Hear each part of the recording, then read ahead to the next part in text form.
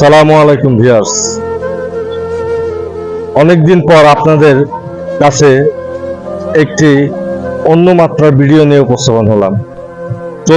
চলতি পথের এই মাদ্রাসার পথ ধরে, কবরস্থানের পথ ধরে হাঁটতেছিলাম সকালবেলা। যখন আমি পথ ধরে হেঁটে যাই, তখন এই মানুষটাকে দেখি যে কবরস্থানের ঘাসগুলো কাটতেছে। যাওয়ার কথা হয়তো ভাবছি আমি যে সেটি হতে পারে তার কোরবানি গরুর জন্য। এখন যখন বিকেল হলো, এই সময়টা আমি ফেরার পথে আমি তার নিকট আসলাম এবং তাকে আমি জিজ্ঞেস করলাম যে ঘাসগুলো কি গরুর জন্য কাটতেছেন না আপনার কবরস্থান পরিষ্কার করতেছেন? তো সে বলল যে আপনার যদি ঘাস প্রয়োজন হয় আপনি নিতে পারেন, আমি কবরস্থান পরিষ্কার করতেছি। এবং এখান দিয়ে যতগুলো মানুষ গরু নিয়ে যাচ্ছে সকলকে তিনি বলতেছে যে ভাই আপনাদের ঘাস লাগলে গরুর জন্য নিতে পারেন। তো আমরা একটু সেই মানুষটার সাথে একটু কথা বলবো এবং সে মানুষটা কিছু কথা আমরা শুনবো। তিনি কবরস্থানটা পরিষ্কার করতেছেন। আসসালামু আলাইকুম, ভালো আছেন? আপনি কি করতেছেন এখানে? গোরস্থান পরিষ্কার করি। গোরস্থান পরিষ্কার করতেছেন? তো এই গোরস্থান কতটুকু আপনি পরিষ্কার করতেছেন? কিন্তু সকালবেলা দেখলাম এই খন্ড মানে এই যে টুকরা, এই খন্ড মানে পুরাই খন্ড। পুরাই খন্ড। তো এর থেকে আপনার কোনো পারিশ্রমিক দিবে? ওই কি দরজা নতুন তুললা কিছু দেয়। কিছু দেয়? হ্যাঁ, তাহলে 500 টাকা এটা হয় আপনার যে একটা দিন যে কাজ করতেছেন সকাল থেকে? হয় না, মানে এই জায়গার বাসিন্দা, আমিও বাসিন্দা, আমার এটা আসল বাড়ি। আর এনে তো এই জায়গা হতো খালি না, আল্লাহ আল্লাহ লোকের হতো দোয়া আছে একটা।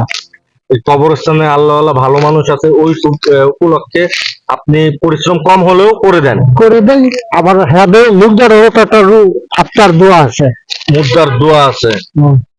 তো আমি দেখলাম যে যে কয়েকজন মানুষ যাচ্ছে আপনি ঘাস গুলো দেওয়ার জন্য ইয়ে করতেছেন, এটা কেন? এটা হইলো আপনার এই গরু খাইলে একটা জিনিস সার্থক লাগবো, হতে লাগবো। আর এমনি তো গাছ আলোই দিল, ওই হিসাবে কইতাছি। ওই হিসাবে করতেছেন। আমরা শুনলাম এই ভাইয়ের সাথে কথা বলে, তার মন মানসিকতা কত বিশাল। সে এখানে সকাল থেকে কাজ করতেছে, বেশ কিছু কবরের ঘাস এবং যেগুলো ঘাস ভরাট সেগুলো পরিষ্কার করতেছে। তো সে বিনিময়ে পারিশ্রমিকটা খুব অল্প। আর সেই অল্প পারিশ্রমিক তার কাছে আমি যখন জিজ্ঞেস করলাম, সে বলল যে এখানে আল্লাহওয়ালা মানুষ আছে, তাদের উসিলা হয়তো বা সে জান্নাতে পাবে, সেটা এই দুনিয়াতে নাই পায়।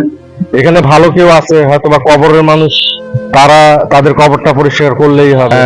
ঈদ সামনে, দুদিন পরে ঈদ।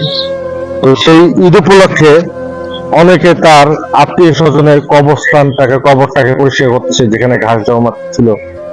হতে পারে তাদের আত্মীয় স্বজন আজ দুনিয়াতে নেই, কিন্তু সেই কবর সেটি এখানে শায়িত আছে। সেই কবরকে অনেকেই দেখতেছে এই কবরস্থানে, তারা তাদের কবরটাকে পরিষ্কার করতেছে। তাদের হয়তো গত বছর তাদের সাথেই ছিল ঈদে, কোরবানিতে একসাথে উদযাপন করছে, আজ হয়তো নেই। আমরা দেখতেছি যে অনেকেই তাদের আত্মীয় কবরে এসে দোয়া করতেছে, তাদের কবরটাকে পরিষ্কার করতেছে। তো আমাদের সকলকে একদিন চলে যেতে হবে। দুনিয়াতে কি রেখে গেলাম, কি রেখে যাব দুনিয়াতে? আসলে কখনো কি আমরা চিন্তা করি, কখনো ভাবি? যখনই আমরা কবরস্থানে আসি আমরা দুনিয়ার কথা ভুলে যাই।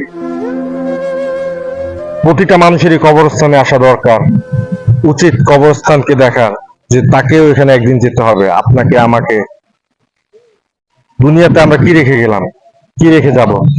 সবসময় ভালো কিছু করার চেষ্টা করবেন, সেটাই আপনার সাথে যাবে মৃত্যুর পরে। আজকের মতো বিদায় নিচ্ছি, আমি মুরাদ। চলতি পথে চলতে সালামু আলাইকুম।